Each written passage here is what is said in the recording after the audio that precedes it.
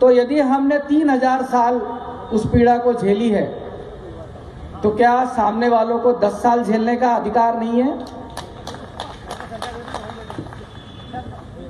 सबसे बड़ी बात यह है कि यदि अब भी हम नहीं जागे तो निश्चित रूप से मान के चलना कि ये आखिरी पीढ़ी है। अभी मैं राजगढ़ गया था, तो राजगढ़ में हमारे एक कर्मचारी साथी मिले। वो अपनी सरनेम जो है वो अपनी कास्ट के हिसाब से लगाते हैं। तो मैंने पूछा उनको, मैंने कहा यार बहुत सारे लोग जो है अपने कास्ट के को सरनेम के रूप में नहीं लगाते हैं, आपने अपने नाम के आगे भील क्यों लिखा हुआ है? तो उन्होंने कहा साहब ये भील मेरी अस्मिता है, मेरी पहचान है, इसके बिना मेरी कोई पहचान नहीं है। अगर मैं भील की जगह कुछ और लिख दूंगा तो मेरी अपनी पहचान खो जाएगी। तो मेरा ये मानना है कि हम अपने बच्चों को बड़ी बड़ी स्कूलों में पढ़ा रहे हैं, बड़े बड़े कॉलेजों में पढ़ा रहे हैं, और वो अपने साथियों के साथ अपनी जाति और अपनी बिरादरी को साझा करने से डरता है। आपको ध्यान होगा जब आपसे आह्वान किया गया था तब हमने आपसे बोला था कि आप अपने परिवार को भी लेकर के आइए, अपने बच्चों को भी लेकर के आइए। अदरवाइज आपके बच्चों को यह भी पता नहीं चलेगा कि हम हैं क्या, हम कौन हैं। जिस तरीके से कुछ लोग ये प्रचारित कर रहे हैं कि जिस परिवार में एक बार आरक्षण का लाभ मिल गया उसके परिवार को दोबारा आरक्षण का लाभ नहीं मिलना चाहिए। भाई क्यों मिलना चाहिए? मैं आईएएस ऑफिसर बन गया, मेरा बेटा पढ़ रहा है, आप कह रहे हो कि उसको आरक्षण की जरूरत नहीं क्योंकि वह आर्थिक रूप से सक्षम हो गया। मैं मानता हूं कि वो एक आईएएस का बेटा है, आर्थिक रूप से सक्षम हो गया, मगर मैं तब तक ये बात नहीं मानूंगा कि एक परिवार में एक व्यक्ति को आरक्षण मिलना चाहिए जब तक कि मेरे बेटे को कोई ब्राह्मण अपनी बेटी दान नहीं कर दे या उससे उसका संबंध नहीं बना दे। केवल आर्थिक आधार की अगर बात है तो जब तक ये रोटी बेटी का व्यवहार नहीं होता तब तक हमको समाज के पिछड़ेपन के कारण, सामाजिक पिछड़ेपन के कारण हमें आरक्षण की पात्रता मिलती रहेगी। आप खत्म कर दीजिए जाति, हमें नहीं चाहिए आरक्षण, कोई दिक्कत नहीं। आप जाति खत्म कर दीजिए, भेदभाव खत्म कर दीजिए। आपको पता है अभी जो एग्जाम हुई उसमें हमारे एससी एसटी के लोग सिलेक्ट नहीं हुए, उनको योग्य उम्मीदवार नहीं मिले। हमारे समाज का व्यक्ति ऑल इंडिया सर्विसेज में आईएएस बन सकता है, आईपीएस बन सकता है, राज्य प्रशासनिक सेवा में डिप्टी कलेक्टर बन सकता है, डीएसपी बन सकता है, लेकिन सिविल जज नहीं बन सकता। क्यों नहीं बन सकता सिविल जज? आखिर ऐसे सिविल जज की क्या पात्रता है जो हमारा व्यक्ति नहीं बन सकता? हमारा बेटा, हमारा बच्चा, हमारे समाज का व्यक्ति, हमारे समाज की बेटियां क्लेट क्लियर करने के बाद में दिल्ली, बॉम्बे, बड़े बड़े शहरों में जाकर के वकालत की डिग्री हासिल करते हैं, एलएलबी करते हैं, एलएलएम करते हैं, उसके बाद एग्जाम दे करके बड़े बड़ी सर्विसेज में सिलेक्ट हो जाते हैं। उनके पासिंग मार्क्स 75% से ऊपर है। लेकिन सिविल जज की ऐसी कौन सी एग्जाम होती है जिसमें हमारा बच्चा 40%, 50% मार्क्स नहीं ला सकता?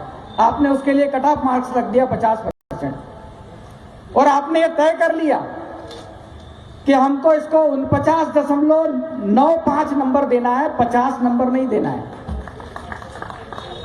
आपने देख लिया कि इंटरव्यू में हमको इसको 20 नंबर नहीं देना है, इसको 19.5 नंबर देना है। तो भाई कौन सिविल जज बना देगा हमारे बच्चों को? ये कौन सा आरक्षण है? ये कौन सा नियम है? और ये कौन कर रहा है? ये हमारा हाईकोर्ट कर रहा है, जिससे हम न्याय की उम्मीद करते हैं, जिससे हम बाबा साहब के संविधान के हिसाब से चलने की गारंटी मानते हैं, जिसको ये वहीं से हो रहा है। मेरा सिर्फ आपको ये कहना है कि जिस तरीके से जुडिशरी से, न्यायपालिका से आपका बीज समाप्त किया जा रहा है। बीज समझते हो ना आप, कि जब हमारा बेटा सिविल जज बनेगा तभी वो हाई कोर्ट जज तक पहुंचेगा, अदरवाइज और कोई चांस नहीं है। तो आपने अगर बीज ही नष्ट कर दिया तो आप करोगे क्या? न्याय की उम्मीद किससे करोगे? अगले 15 साल, 20 साल, 25 साल कितने जस्टिस गवई आ जाएंगे हमारे लिए, हमारे समाज की बात करने वाले? कोई बनेगा क्या? इसलिए मैं बोल रहा था कि ये हमारी आखिरी पीढ़ी है और इस पीढ़ी के लिए लड़ने का जो दायित्व है वो सिर्फ हमारा है और हम ही इसके लिए लड़ सकते हैं। अभी बहुत सारे लोग हैं जो अपने समाज को, अपनी जाति को छिपाने का प्रयास करते हैं। अपनी जात बताने में बहुत डर लगता है उनको। जिलों से आप लोग आए हो, तहसील और ब्लॉक स्तर पे आप काम करते हो। आपने देखा होगा यदि आपका बॉस अनरिजर्व्ड हो तो वो बिल्कुल आपका बहुत जरूरी है। बोलने को बहुत सारी चीजें हैं और कई बार अभी हम लोग वीडियो कॉन्फ्रेंसिंग के माध्यम से रूबरू हो चुके हैं। अभी राजगढ़ में जो जिला स्तरीय कार्यक्रम हुआ था उसमें भी हम लोगों ने आपस में बातचीत करी थी। मेरी बातचीत का जो सारांश है वो सारांश यही है कि हमें अपना अस्तित्व कैसे बचाना है, हम अपने अस्तित्व को कैसे बचा सकते हैं। ये बहुत अच्छी बात है कि आदरणीय कंसोटिया सर जी मेरे प्रशासनिक गुरु भी रहे हैं, वो मेरे कलेक्टर भी रहे, वो मेरे कमिश्नर भी रहे और आज मुझे कार्यवाहक अध्यक्ष के रूप में उनके साथ काम करने का, उनके मातहत काम करने का एक बार फिर मौका मिला। जहां तक हम लोगों के जो अस्तित्व की बात है, मैं आपको बताना चाह रहा हूं कि सब कुछ ठीक नहीं चल रहा है। 2016 में जो हमने ताकत दिखाई थी और उस ताकत के बाद हम लोग माई के लाल बन गए थे, आज हमारी स्थिति वैसी बिल्कुल नहीं है। हमें हर तरफ से तोड़ने का प्रयास किया जा रहा है, हर तरफ से। आप जिले में पदाधिकारी बन करके किस तरीके से काम कर रहे होंगे इसका मैं अंदाजा लगा सकता हूं। जब अजाक्स में बड़े बड़े लोगों से बातचीत की गई, उनको कहा गया कि भाई आप कुछ जिम्मेदारी संभालिए, तो हर आदमी अपरिहार्य कारणों और व्यक्तिगत कारणों से अलग हो गया। इन लोगों को हमको पहचानना पड़ेगा कि जब आपको समाज के लिए, संगठन के लिए काम करने का मौका मिला था तब आपके व्यक्तिगत कारण आड़े आए थे, लेकिन यही जब रिटायरमेंट के बाद जब आपके सामने राजनीति में उतरेंगे तब आपके व्यक्तिगत कारण उनके सार्वजनिक जीवन में रोड़ा बनना चाहिए। कई बार ऐसा होता है, कहते हैं हम लोग कि बदले की भावना से काम नहीं करना चाहिए, लेकिन क्या हमारे साथ हमेशा से बदले की भावना से काम नहीं हुआ है? उसको प्रमोशन ना मिले, आरक्षण ना मिले। 2012 में, मैं केवल एक उदाहरण बता रहा हूं कि कैसे कैसे किसी को रोका जाता है। 2012 में एक क्लास 1 ऑफिसर को क्रमोन्नति, वेतन पदोन्नति मिल रही थी, वो ज्वाइंट डायरेक्टर बनने वाला था। तो सबसे पहले ये कहा गया कि इनकी 2 ACR नहीं मिली है, 2 ACR नहीं मिली, उनकी पदोन्नति रोक दी गई, परिभ्रमण में चली गई फाइल।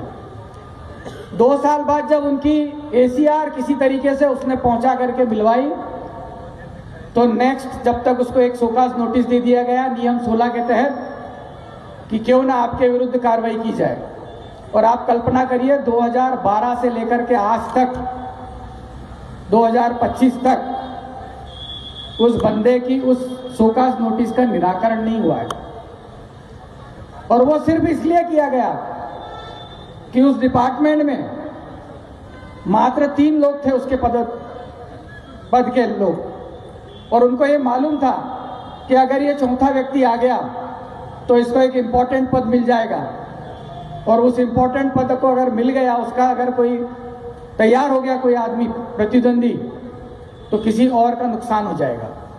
इतनी छोटी सी बात के लिए 12 साल से उस व्यक्ति को परेशान किया जा रहा है, तरह तरह की जांचें चालू की जाती है। ये एक जगह नहीं हो रहा है, ये सब जगह हो रहा है। मैं ये नहीं कह रहा हूं कि हमको कोई लड़ाई लड़नी या युद्ध लड़ना है।